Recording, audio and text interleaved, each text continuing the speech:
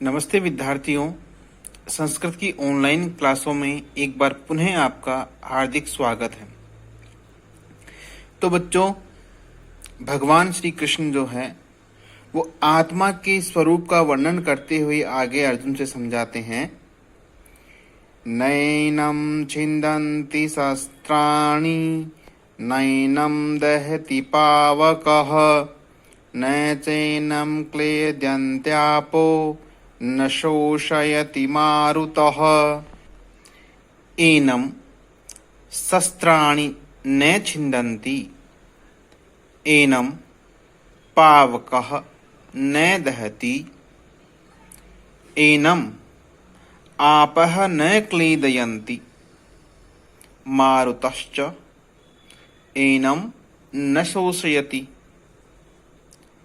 Annum यानी इस आत्मा को, शस्त्राणि यानी कोई भी शस्त्र, न छिन्दन्ति नहीं काट सकते, अर्थात इस आत्मा को ऐसा कोई शस्त्र नहीं बना है जिससे अपन आत्मा को काट सके।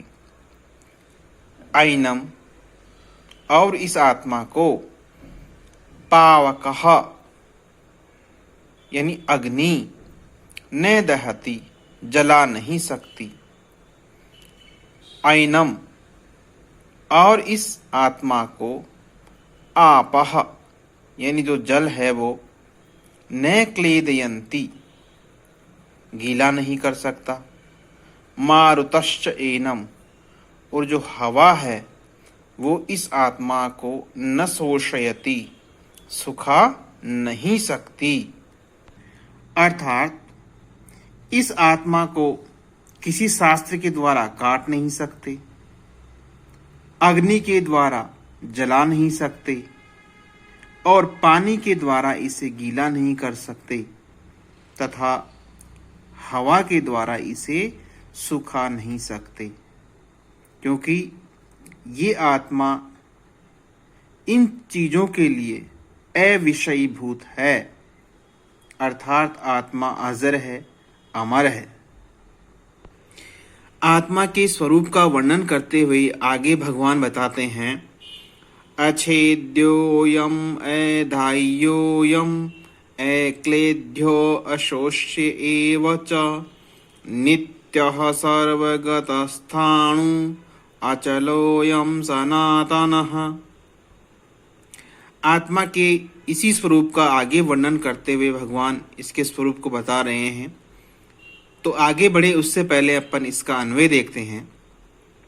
अयम अच्छेद्यः, अयम अधाह्यः अक्लेद्यः अशोष्य च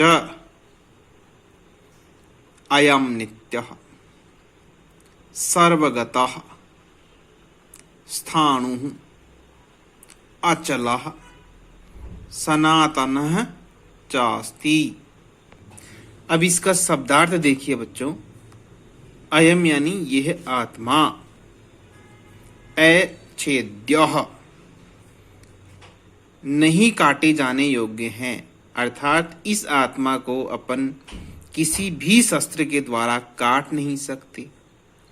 अयम अदाह्यः और इस आत्मा को जला भी नहीं सकते। अक्लेद्यः पानी के द्वारा इसे भिगो नहीं सकते। अशोष्य च और हवा के द्वारा इसे सुखा नहीं सकते। क्यों नहीं? इनका आगे कारण बताते हुए बताते हैं। अयम यानी यह जो आत्मा है वो नित्यः सदा रहने वाला, सर्वदा विद्यमान रहने वाला, सर्वगतः सभी जगह जिसकी सत्ता रहे, या दूसरे शब्दों में अपन कहें सर्वव्यापक है। स्थाणुः स्थिर रहने वाला है। अचलः अपने स्थान पर अचल है। सनातनः यानी अनादि है, जिसके आदि का प्रारंभ किसी को भी नहीं है, अर्थात जिसके आदि का पता किसी को भी नहीं है, जिसके प्रारंभ का पता किसी को भी नहीं है। तो चलिए इसका अपन अर्थ देखते हैं। इसमें भगवान बता रहे हैं कि यह आत्मा बच्चों अछेद्य है, अर्थात इसे काट नहीं सकते। अदाह्य, इसे जला नहीं सकते। अक्लेद्य, इसे अपन गीला भी नहीं कर सकते। अशोष्य, और इसे सुखाया भी नहीं जा सकता। इन सभी का कि आत्मा को काटा भी नहीं जा सकता, जलाया भी नहीं जा सकता, भिगोया भी नहीं जा सकता, सुखाया भी नहीं जा सकता। तो इन सभी का कारण बताते हुए भगवान कहते हैं कि यह आत्मा नित्य, सर्वव्यापी, निश्चल, स्थिर स्वभाव वाली और सनातन है।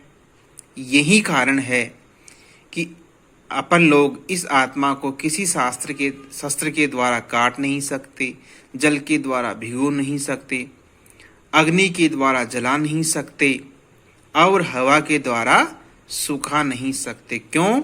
क्योंकि आत्मा नित्य है, सर्वव्यापी है, स्थिर है, अचल है और सनातन है।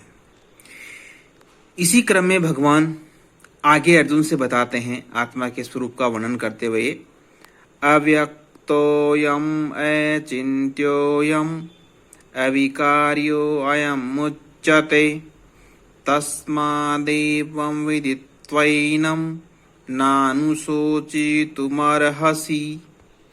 इसका अन्वय देखिए।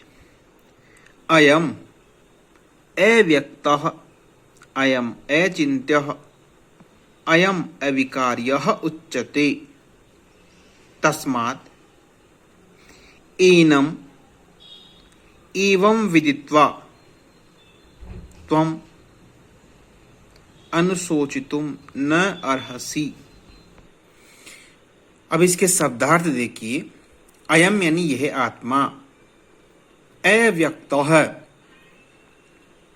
यानी अव्यक्त है, इंद्रियों के द्वारा इसको व्यक्त नहीं किया जा सकता।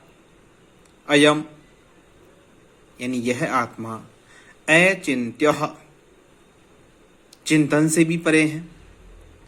अयम अविकार्यः, ये विकार रहित है, इसके स्वरूप में कोई परिवर्तन नहीं कर सकती।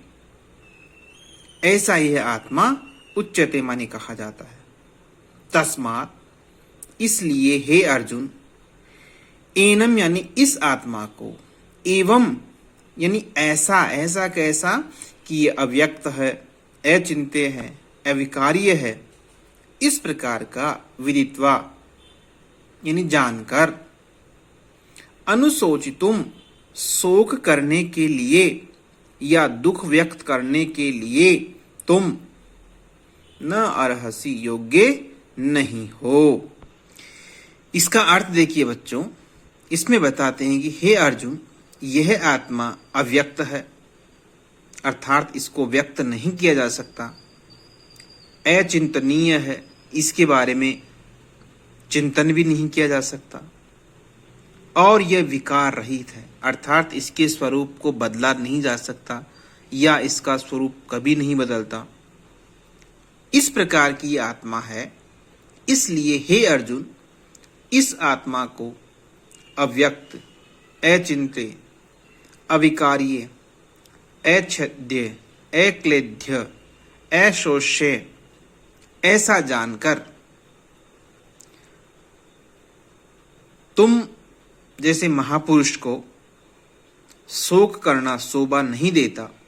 इसलिए हे अर्जुन, आप व्यर्थ के शोक में मग्न नहीं होकर के सामने जो कौरव सेना है उससे आप युद्ध करिए। इसी में आपकी भलाई है और इसी में मानव जाति की भी भलाई है।